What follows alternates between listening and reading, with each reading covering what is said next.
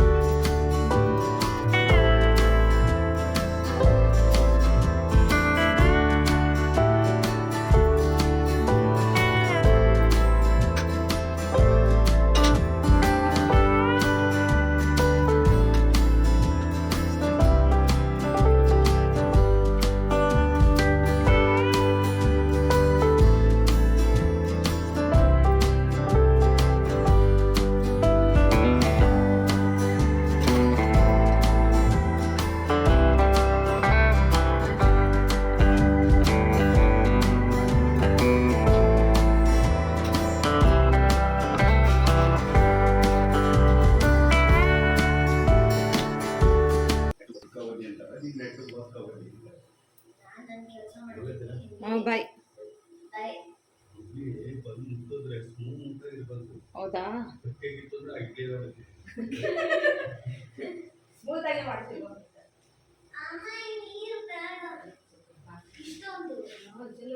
ಅದಕ್ಕೆ ಎಷ್ಟೊಂದು ಹೊಡಿ ಕುಯ್ಕೊಳ್ಳ ಸಾಲಿಲ್ಲ.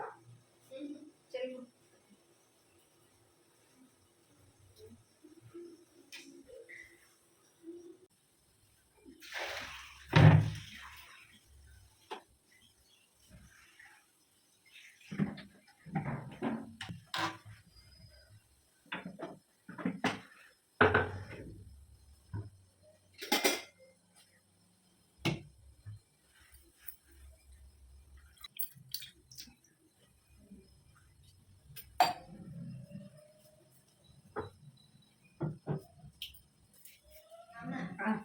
ಎಲ್ಲೋ ಇದಲ್ಲ ತುಂಬಾ ಡಾರ್ಕ್ ಕಾಣುತ್ತೆ.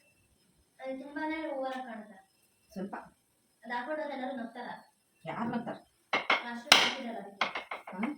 ಸ್ವಲ್ಪ ಡಾರ್ಕ್ ಅದಕ್ಕೆ ಆನ್ ಮಾಡಿದ್ರಾ?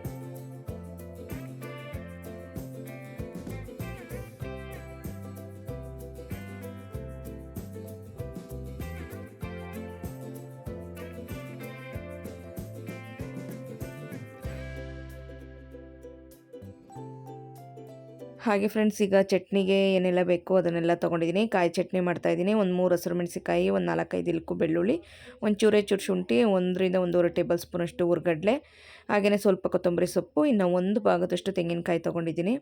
ತೆಂಗಿನಕಾಯಿ ಚಟ್ನಿನೇ ಚೆನ್ನಾಗಿರುತ್ತೆ ಇಡ್ಲಿಗೆ, ಹಂಗಾಗಿ ಸಾಂಬಾರು ಕೂಡ ಇತ್ತು. ಆಮೇಲೆ ಬೇಳೆ ಸಾರು ಮಾಡೋಣ ಅಂತಲೇ ಅಂದ್ಕೊಂಡೆ. ಇಡ್ಲಿ ಸಾಂಬಾರು ತನೂ ಇಷ್ಟಪಡ್ತಾಳೆ ಚಟ್ನಿಗಿಂತ, ಆದ್ರೂ ಲೇಟ್ ಆಗಿಬಿಡುತ್ತಂತೇಳಿ ಬರೀ ಚಟ್ನಿ ಮಾಡ್ತಾಯಿದ್ದೀನಿ. ಇನ್ನು ಲಂಚ್ ಬಾಕ್ಸಿಗೆ ತೊಗೊಂಡೋಗೋಕ್ಕೂ ಚಟ್ನಿ ಬೇಕು, ಹಾಗೆಯೇ ಇನ್ನು ತಿನ್ನೋದಕ್ಕೂ ಚಟ್ನಿ ಬೇಕಲ್ವ, ಹಾಗಾಗಿ ಒಂದು ಅರ್ಧ ಭಾಗ ಏನಿರುತ್ತೆ, ಅರ್ಧ ಹೋಳು ಕಾಯಿ ಅಷ್ಟನ್ನು ಹಾಕ್ಕೊಂಡಿದ್ದೀನಿ. ಸ್ವಲ್ಪ ಉಪ್ಪನ್ನು ಹಾಕಿ ಸ್ವಲ್ಪ ನೀರನ್ನು ಹಾಕ್ಬಿಟ್ಟು ರುಬ್ಬಿ ಚೂರು ಒಗ್ಗರಣೆ ಕೊಟ್ಟರೆ ಚಟ್ನಿ ರೆಡಿ ಆಗುತ್ತೆ.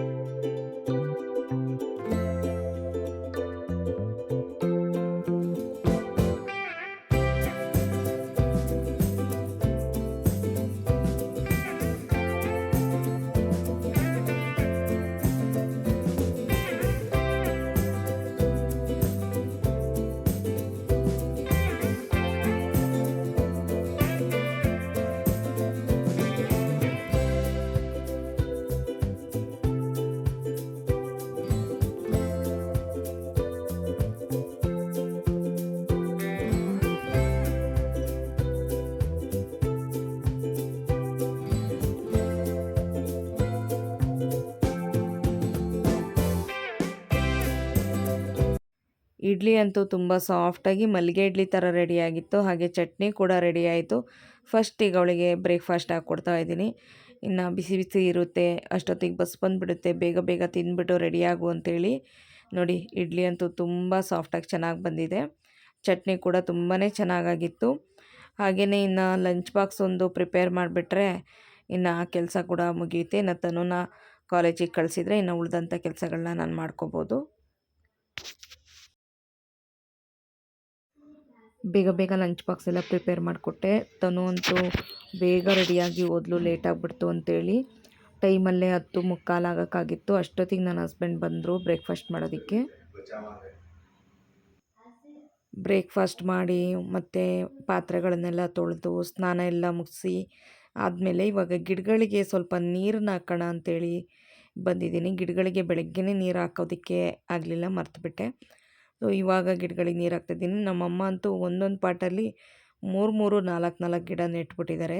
ಸೊ ಇನ್ನೂ ಒಂದಷ್ಟು ಪಾಟ್ಗಳನ್ನ ತೊಗೊಂಬರ್ಬೇಕು. ತೊಗೊಂಬಂದು ಚೆನ್ನಾಗಿ ಜಾಗ ಇದೆ, ಇಲ್ಲೇನು ಓನರ್ದು ಏನು ಪ್ರಾಬ್ಲಮ್ ಇಲ್ಲ. ಅವ್ರೇನು ಎಷ್ಟು ಗಿಡ ಹಾಕ್ಕೊಂಡ್ರು ಹಾಕ್ಕೊಂಡಿದ್ದೀರಲ್ಲ, ಅಷ್ಟು ಹಾಕಿದ್ದೀರಾ ಇಷ್ಟು ಹಾಕಿದ್ದೀರಾ ಅನ್ನಲ್ಲ. ಸೊ ಹಂಗಾಗಿ ಇನ್ನೂ ಒಂದಷ್ಟು ಪಾಟ್ಗಳನ್ನ ತಂದು ಒಂದೊಂದರಲ್ಲೇ 2-3 ಗಿಡಗಳು ಹಾಕ್ಬಿಟ್ಟಿದ್ದಾರೆ. ಹಂಗಾಗಿ ಆ ಗಿಡಗಳನ್ನೆಲ್ಲ ಬೇರೆ ಬೇರೆ ಪಾಟ್ಗೆ ಶಿಫ್ಟ್ ಮಾಡಬೇಕು. ಸೊ ಇಲ್ಲಿ ನೋಡಿ, ತುಳಸಿ ಗಿಡ ಮತ್ತು ಇದು ಓನರೇ ಬೆಳೆಸಿರೋದು ಸೀಬೆಕಾಯಿ ಗಿಡ, ಅದು ಪಾಟಲ್ಲೇ ಚೆನ್ನಾಗಿ ಬಂದುಬಿಟ್ಟಿದೆ. ಇನ್ನು ಓನರ್ದೊಂದು ಮನಿ ಪ್ಲ್ಯಾಂಟು, ನಮ್ಮದೊಂದು ಮನಿ ಪ್ಲ್ಯಾಂಟು, ಎರಡೂ ಈ ರೀತಿ ದಾರ ಕೊಟ್ಬಿಟ್ಟು ಸಪೋರ್ಟ್ ಕಟ್ಟಿ ಕೊಟ್ಟಿದ್ದೀನಿ. ನಮ್ಮನೆ ಮನಿ ಪ್ಲ್ಯಾಂಟ್ ಅದು ತುಂಬ ದೊಡ್ಡದಾಗಿ ಚೆನ್ನಾಗಾಗಿತ್ತು. ಖಾಲಿ ಮಾಡ್ಕೊಂಬರ್ಬೇಕಾದ್ರೆ ಎಲ್ಲ ಒಣಗ್ಕೊಂಡು ಹೋಗ್ಬಿಡ್ತು. ಸೊ ಈಗ ಏನು ಚಿಗುರ್ತಾ ಇದೆ ಅದೇನೆ. ಇನ್ನು ಇಲ್ಲಿ ಆಲೋವೆರಾ ಗಿಡ ಮತ್ತು ಈ ಗಿಡಗಳು, ಈ ಪಾಟು ಕೆಲವು ಇಲ್ಲಿ ಏನಿದೆ ಮೇಲೆ ಇಟ್ಟಿರೋದೆಲ್ಲ ಓನರ್ದು, ಕೆಲವುದು 2 ಪಾಟ್ ಮಾತ್ರ ನಂದು. ನಾನೊಂದು 4 ಪಾಟ್ ಅಷ್ಟೇ ಬೆಂಗಳೂರಿಂದ ತೊಗೊಂಬಂದಿದ್ದು. ಇದೆಲ್ಲ ಓನರ್ ಪಾಟು. ಓನರ್ ಪಾಟಿಗೆ ಗಿಡಗಳೆಲ್ಲ ಒಣಗೋಗಿತ್ತು. ಅದಕ್ಕೇ ನಮ್ಮಮ್ಮ 3 ಥರ 4 ಥರ ಗಿಡಗಳನ್ನ ತಂದು ಒಂದೊಂದೇ ಪಾಟಿಗೆ ನಟ್ಬಿಟ್ಟಿದ್ದಾರೆ. ಸೊ ಎಲ್ಲ ಕೂಡ ಚೆನ್ನಾಗಿ ಚಿಗುರ್ತಾ ಇದೆ. ಈಗ ಮತ್ತೆ ಸಂಜೆ ವ್ಲಾಗ್ನ ಕಂಟಿನ್ಯೂ ಮಾಡ್ತಾಯಿದ್ದೀನಿ. ಸೊ ಸ್ವಲ್ಪ ಇಡ್ಲಿ ಹಿಟ್ಟಿತ್ತಲ್ವ, ಅದಕ್ಕೇ ಸ್ವಲ್ಪ ಕ್ಯಾರೆಟು, ಈರುಳ್ಳಿ ಮತ್ತು ಕಡಲೆಬೇಳೆ ಎಲ್ಲ ಒಗ್ಗರಣೆ ಮಾಡಿಬಿಟ್ಟು ಎಲ್ಲದನ್ನು ಹಿಟ್ಟಲ್ಲಿ ಮಿಕ್ಸ್ ಮಾಡಿ ಪಡ್ಡು ಹಾಕ್ತಾಯಿದ್ದೀನಿ. ತನುಗೆ ಸಾಯಂಕಾಲ ಕಾಲೇಜಿಂದ ಬಂದ ತಕ್ಷಣ ಏನಾದರೂ ತಿನ್ನೋದಕ್ಕೆ ಬೇಕು ಅಂತ ಕೇಳ್ತಾಳೆ ಅಂತೇಳಿ ಮಾಡಿದೆ.